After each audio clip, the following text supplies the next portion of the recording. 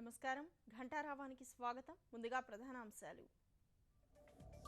సాంకేతికత సద్వినియోగం ద్వారానే సమర్థత. కలెక్టర్ల సదస్సులో చంద్రబాబు దిశానిర్దేశం.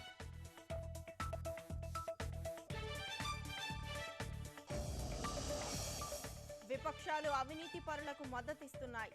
వారణాసి పర్యటనలో మోదీ విమర్శల వర్షం.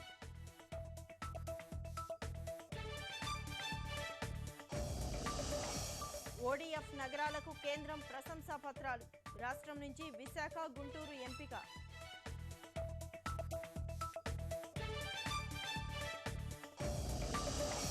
ఛత్తీస్గఢ్లో మనుషుల అక్రమ రవాణా గుట్టురట్టు.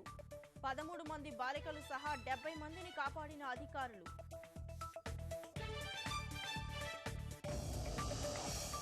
తిరుమలలో నెల రోజులున్న బాలుణ్ణి వదిలి వెళ్లిన తల్లిదండ్రులు. సీసీటీవీ దృశ్యాలు పరిశీలిస్తున్న పోలీసులు.